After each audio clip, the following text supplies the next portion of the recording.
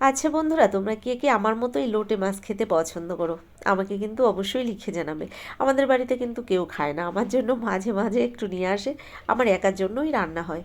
তো এখানে মাছগুলোকে ভালো করে ধুয়ে কেটে গুছিয়ে নিয়েছি, সঙ্গে দিয়ে দিলাম লবণ হলুদ পরিমাণ মতো, তার সঙ্গে একটু জিরের গুঁড়ো, একটু ধনিয়া গুঁড়ো, আর দিয়ে দিলাম একটু লঙ্কা গুঁড়ো, হাফ চামচ আদা বাটা, হাফ চামচ রসুন বাটা, একটা মিডিয়াম সাইজের পেঁয়াজ বাটা, সঙ্গে দিয়ে দিলাম একটা টমেটো বাটা। সব কিছু দেওয়ার পরে এবার দিয়ে দেবো পরিমাণ মতো তেল। অল্প পরিমাণে এখানে তেল দিয়েছি, ওই 3 চামচ পরিমাণে তেল দিয়ে দিলাম আমি। আর তেলটা কিন্তু সর্ষের তেলেই রান্নাটা করব, তাই সর্ষের তেলে দিয়েছি। ভালো করে হাত দিয়ে মেখে নিলাম। মাছটাকে ম্যারিনেশন করে আমি 10 মিনিটের জন্য রেখে দিচ্ছি। এরপর রান্নাটা শুরু করব। এদিকে কড়াইটা গরম হয়ে গেছে, কড়াইতে দিয়ে দিলাম পরিমাণ মতো সর্ষের তেল। তেলটাকে গরম করে নিয়ে দিয়ে দিলাম ফোড়নে কিছুটা গোটা জিরে। ফোড়নের জিরেটা একটু ফুটে উঠলেই ম্যারিনেশন করা মাছগুলো দিয়ে দিলাম তেলের মধ্যে। এবার ভালো করে নেড়ে চেড়ে এবার ঢাকনা বন্ধ করে ঢেকে দেবো। বন্ধুরা, আপনারা আমার গলার ভয়েস শুনে অবাক হবেন না, কারণ ভীষণ ঠান্ডা লেগেছে, গলার ভয়েসটাও কিন্তু অন্যরকম লাগছে। তো ঢাকনা বন্ধ করে আমি 3 থেকে 4 মিনিট ঢেকে দিয়েছিলাম। তার মধ্যে কিন্তু মাছগুলো নরম হয়ে গেছে। মাছগুলো থেকে এবার আস্তে আস্তে কাঁটাগুলোকে ছাড়িয়ে নেব। তো মাছগুলো অনেক রকমভাবেই রান্না করা যায়, আমিও বিভিন্নভাবে রান্না করে থাকি। আজ এভাবেই রান্না করেছিলাম, তাই আপনাদের সঙ্গে শেয়ার করলাম।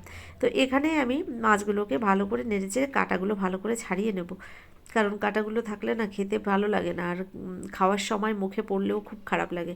তো এখানে আমি কাঁটাগুলোকে এভাবে হাত দিয়ে হাত দিয়ে তুলে তুলে ফেলে দিচ্ছি। কাঁটাগুলোকে ফেলে দেওয়ার পরে এবার আরও কিছুক্ষণ রান্না করে নিতে হবে, যাতে এর ভেতরে যে এক্সট্রা জল রয়েছে এই জলটা যেন শুকিয়ে যায়। মাছের ভেতরে এই জলটা থাকলে কিন্তু খেতে ভালো লাগে না। তো এই জলটাকে ভালো করে আমি এভাবে নেড়ে চেড়ে কিছুক্ষণ রান্না করে শুকিয়ে নেব। রান্নাটা প্রায় আমার হয়ে গেছে। এবার দিয়ে দিচ্ছি এর মধ্যে পরিমাণ মতো একটু গরম মশলা। ওই হাফ চামচ পরিমাণেই দিয়েছি গরম মশলা গুঁড়ো। গরম মশলা গুঁড়োটাকে দেওয়ার পরে ভালো করে মিশিয়ে নিলাম। এবার এর মধ্যে দিয়ে দেবো কিছুটা ধনেপাতা কুচি।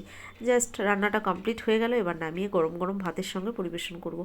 আচ্ছা, কার কার ভালো লাগে অবশ্যই কিন্তু আমাকে কমেন্টে লিখে জানাবেন। আর আমার তো ভীষণ ভালো লাগে, এই লোটে মাছ দিয়েই আমি এক থালা ভাত খেয়ে নিতে পারবো, এতটাই ভালো লাগে।